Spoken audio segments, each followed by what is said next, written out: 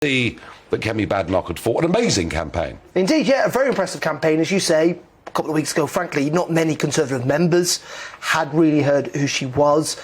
She come up with some kind of fresh ideas, someone who had the backing of some senior Conservatives. Michael Gove, whatever you think of his politics, can spot talent, I would suggest, and he give his fulsome support to her.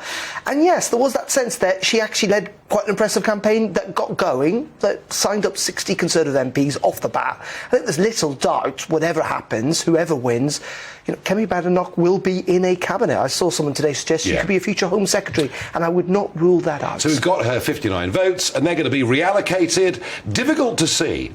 If you voted for Badenoch, and if you're worried about political correctness, you can't vote for Penny Mordaunt, can you? Well, so this is the weird thing. So I think what's really important is looking at the numbers today. So Liz Truss went up 15. Yep.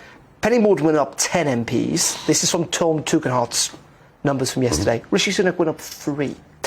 Now, there are lots of rumours and suggestions at Westminster. There's a bit of politics, unsurprisingly, at play here. Some games being played. Some games being played. Why would Tom Tugendhat supporters switch to Liz Truss? Seems a little odd. Suggestions that Rishi Sunak may have said, actually, you know what? Some of my supporters go and vote for Liz because he would rather be in the final 2 with Liz Truss rather than Penny Mordaunt. We don't know for definite, but it seems quite plausible, all I would suggest. With Kemi Badenoch, it's really fascinating. Where would her votes go? You would think naturally in some ways they go to Liz Truss. They're both on the right of the party. They've made kind of big things about these kind of culture war issues. But in saying that, Kemi's been on the same page as Rishi Sunak when it comes to economics.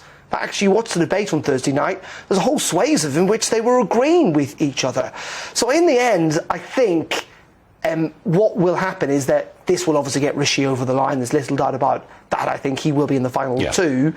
But yes, I think more of those MPs will gravitate towards Liz Truss, not to Penny Mordaunt, and that's where she will struggle to get to that 120 figure. And we will see, I think, almost certainly now a contest between Liz Truss and Rishi Sunak. We're going to find that out for definite on Wednesday afternoon. And the first TV debate. Does this all happen? So 4 o'clock tomorrow. So voting's between 1 and 3. Yep. Then there's always an hour to count the votes. 4 p.m. tomorrow afternoon. If there is a tie, is numerically possible. Yep. If there's a tie, there will then be another immediate runoff between the final 3. And then the next kind of signpost is this big debate on Monday night in which the 2 will battle it out, because of course it moves from here in Westminster, and MPs go on their summer holidays on Thursday, to the Conservative membership. And really interestingly, today we saw a poll where Rishi Sunak's not doing very well at all amongst the membership, where in every battle with the final 4 he would have lost, and he would have lost to Liz Truss if that's where it ends up. Oh, it's Liz Truss Prime Minister. I'm convinced of it. Unless she has a disastrous campaign. Well, so the only 2 things that I would say where Rishi Sunak's campaign are hoping what will happen is that the more Conservative members get exposed to Liz Truss, the more they may start to equate her to Theresa May in terms of the fact that she's not terribly charismatic and maybe a little wooden, some would suggest.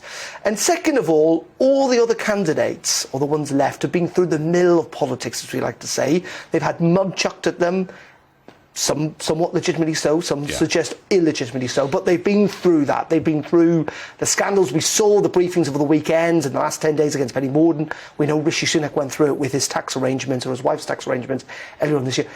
Liz Truss has not done that. And again, it's sometimes quite difficult to gauge in the heat of a campaign how much that can do. And I would reference back to, of course, Andrea Leadsom, who was making severe inroads in Theresa May in 2016, and yet she fell halfway through that campaign. It is always possible. So, yes, if you look at the polls at the moment, you look at the support for Liz Truss within the Conservative membership, you'd have to conclude she is now favourite, and she is with the bookies, it must be said, as well. But politics is a dangerous, unpredictable thing. No, absolutely, Darren. Thank you, and you're quite right. Andrea Leadsom, one weekend of tough headlines and she was gone.